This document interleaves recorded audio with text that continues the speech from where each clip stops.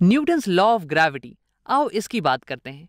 हमें पता है कि अगर हमारे पास दो ऑब्जेक्ट्स हों जिनकी की कुछ मासेस हों m1 और m2, तो ये एक दूसरे को अट्रैक्ट कर रही होंगी, ये एक दूसरे पे एक अट्रैक्टिव फोर्स लगा रही होंगी और इसी फोर्स को हम बोल देते हैं ग्रेविटी का फोर्स। अब इस फोर्स की मैग्नीट्यूड इसे हम कैलकुलेट कर सकते हैं इस लॉ की मदद से। ये हो जाएगा force of gravity is equal to capital G, जो कि यूनिवर्सल ग्रेविटेशन का constant, into mass of object 1 into mass of object 2 m2 divided by इन दोनों ऑब्जेक्ट्स के बीच की दूरी, इन दोनों ऑब्जेक्ट्स के सेंटर ऑफ मास के बीच की दूरी, यानी कि r का होल स्क्वायर, r का होल स्क्वायर। तो ये हो जाएगा ग्रेविटेशनल फोर्स की मैग्नीट्यूड, इन दोनों ऑब्जेक्ट्स के बीच में जो ग्रेविटेशन का फोर्स है उसकी मैग्नीट्यूड। अब आओ क्या करते हैं कि इसकी मदद से ये कैलकुलेट करते हैं कि धरती के सरफेस के पास एक्सेलरेशन ड्यू टू ग्रेविटी कितनी होगी। तो आओ एक एग्जांपल ले लेते हैं। इससे पहले मैं हटा देता हूं। मैं यहां धरती पे एक टेबल पे खड़ा था और फिर उस टेबल से मैं कूद गया धरती के सरफेस के टुवर्ड्स।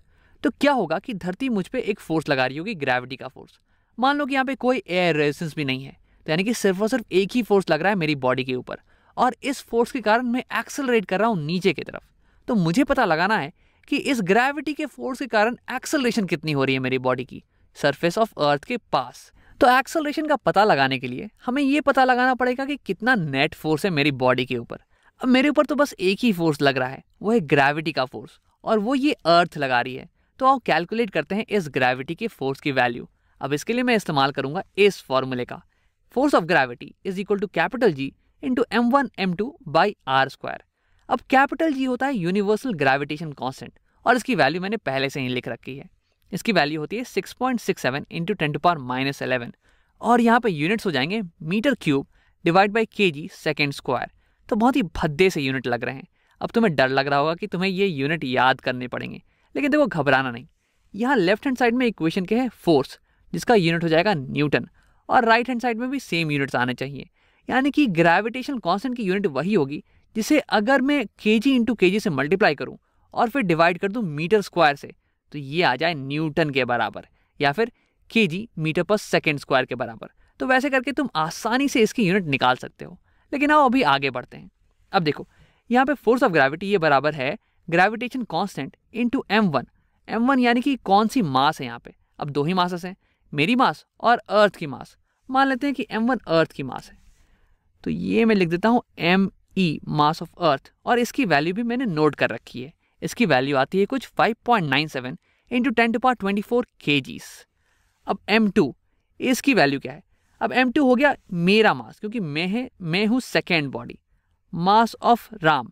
अब मुझे अपना मास बताने का मन अभी नहीं कर रहा है, तो इसे वेरिएबल के फॉर्म में ही छोड़ देते हैं। अब देखो r की वैल्यू। अब देखो r तो हो गया मेरे और धरती के बीच का डिस्टेंस। अब मैं कुछ 1 मीटर ऊंचाई से कूद रहा हूं। मान लो कि टेबल की ऊंचाई कुछ 1 मीटर थी, तो यानी कि यहाँ पे r की वैल्यू हो जाने वाली 1 मीटर। नहीं, ऐसा मत कर देना। यहाँ पे r ये डिस्टेंस है between the centre of masses of the body. अब मेरी सेंटर ऑफ मास कुछ यहाँ होने वाली है, ठीक है।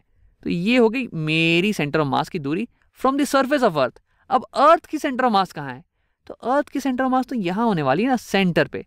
तो ये दूरी हमें कैलकुलेट करनी है, ये प्लस ये कुछ 1 मीटर की। तो आओ पता करते हैं कि रेडियस ऑफ अर्थ इसकी दूरी कितनी है, इसकी लंबाई कितनी है। तो रेडियस ऑफ अर्थ इसकी वैल्यू भी मैंने लिख रखी है। इसकी वैल्यू आती है 6.371 इंटू 10⁻6 मीटर्स। ये कुछ हो जाता है 6400 किलोमीटर्स। अब इसे मैंने साइंटिफिक नोटेशन में ऐसे लिख दिया है। अब देखो ये रेडियस ऑफ अर्थ इतनी बड़ी नंबर है, इसमें अगर मैं 1 मीटर ऐड कर दूंगा तो थोड़ा ना कोई बड़ा डिफरेंस आने वाला है। तो इस 1 मीटर को नेग्लेक्ट ही कर देते हैं, सिर्फ और सिर्फ आर की वैल्यू इतनी ही रहने देते हैं। अब आओ इसे मैं इस फॉर्मूले में सब्स्टिट्यूट करने वाला हूँ, तो इसे यहाँ लिख देते हैं। Force of gravity is equal to capital G, इसकी वैल्यू 6.67 इंटू 10⁻11। यूनिट्स को अभी खैर रह नहीं देते हैं। फिर मास ऑफ अर्थ, और इसकी वैल्यू है 5.97 इंटू 10⁻24 kgs। सभी वैल्यूज हम ऐसा यूनिट में ही डाल रहे हैं। फिर आ गया मेरा मास mr, जो कि अभी तक नोन नहीं है, और डिवाइडेड बाय ये रेडियस ऑफ अर्थ यहाँ पे हो गई। वैसे ये डिस्टेंस होती है दोनों बॉडीज के सेंटर ऑफ मास के बीच में, लेकिन यहाँ पे मेरा सेंटर ऑफ मास बहुत ही पास है धरती के सरफेस के, तो सिर्फ और सिर्फ ये रेडियस की वैल्यू जो हो जाएगी ना, वही यहाँ पे हम डालने वाले हैं।